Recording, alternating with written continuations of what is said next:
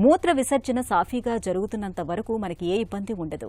కానీ కొన్నిసార్లు అనుకోకుండా అకస్మాత్తుగా మూత్రం పోయడంలో ఇబ్బందులు ఎదురవుతూ ఉంటాయి. మూత్రం బయటకు రాకుండా ఆగిపోవటం, మూత్రం కొద్దిగా రావటం, మూత్రం పోస్తున్నప్పుడు భరించలేనంత మంటగా ఉండటం ఇవన్నీ మనల్ని భయపెట్టే లక్షణాలే. హఠాత్తుగా తలెత్తే ఈ ఇబ్బందుల వెనుక చాలా కారణాలే ఉంటాయని చెబుతారు నిపుణులు. సడన్ యూరినరీ ఎమర్జెన్సీగా పిలిచే ఈ సమస్యల గురించిన పూర్తి వివరాల్ని ఇప్పుడు తెలుసుకుందాం. మూత్రం పోయడంలో కష్టాలు అంటే మూత్ర విసర్జన సరిగా రావట్లేదు. మూత్రం పోయడానికి వెళ్తాం, చాలా కష్టంగా వస్తుంది, చాలా స్లోగా వస్తుంది, చాలా ముక్కిపోయాల్సి వస్తుంది, చాలాసేపు పడుతుంది.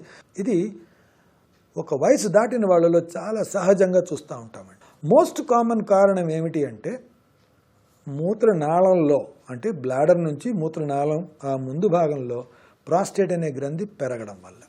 సో ఈ ప్రాస్టేట్ అనేది మామూలుగా 45-47 వయసు దాటిన తర్వాత స్లోగా పెరుగుతూ పోతుంది. ఆ పెరిగిన దానివల్ల ఆ నాళంలో మూత్ర విసర్జనకి కొంచెం అడ్డుపడతా ఉంటుంది. ఈ అడ్డుపడిన దానివల్ల వారి ఫ్లో అనేది తగ్గిపోయి, ఇంతకుముందు దూరంగా పడేది ఇప్పుడు దగ్గరే పడుతుంది.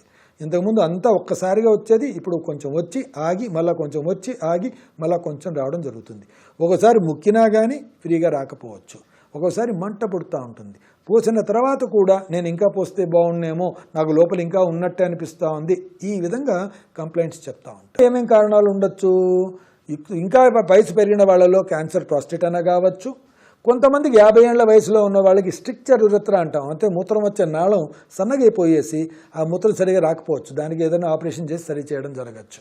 ఒకసారి స్టోన్ అడ్డం పడిన దానివల్ల కూడా కావచ్చు. సో ఈ 4 కారణాలు మోస్ట్ కామన్ అండి. కానీ మనం తెలుసుకోవాల్సింది బినైన్ ప్రాస్టేటిక్ హైపర్ట్రఫీ అంటే non cancerous enlargement of the prostate. అది most common reason. So problem కొంచెం మైల్డ్గానే ఉందనుకోండి.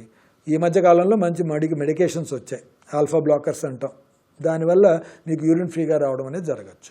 కొంచెం ఎక్కువగా ఉందనుకోండి, మినిమల్లీ ఇన్వేజివ్ సర్జికల్ థెరపీస్ అంటే మిస్ట్ అనే ప్రొసీజర్స్ చేస్తున్నాం. దాంట్లో ఐటిండ్ అని, యూరోలిఫ్ట్ అని, లేకపోతే రెజ్యూమ్ వాటర్ వేపర్ థెరపీ అని ఇవి చేస్తున్నాం. ఇంకా ఎక్కువగా ప్రాబ్లం ఉందనుకోండి, ఇలాంటి వాళ్ళలో మనం ఎండోస్కోపిక్ రిసెక్షన్ ఆఫ్ ప్రాస్టేట్ అంటే ఆ మూత్రం వచ్చే నాళంలో నుంచి ఎండోస్కోప్ అనేది పాస్ చేసి ఆ గ్రంథి ఏదైతే అడ్డంగా ఉందో దాన్ని తీసేయడం అనేది జరుగుతుంది. సో ఈ విధంగా సిచ్యువేషన్ బట్టి, సివియారిటీని బట్టి, పేషెంట్ వయసును బట్టి, ఆయన పేషెంట్ ఎక్స్పెక్టేషన్స్ బట్టి మనము ఈ విధంగా 3 రకాలైన ట్రీట్మెంట్స్ మనం సెలెక్ట్ చేసుకుంటూ ఉంటాం.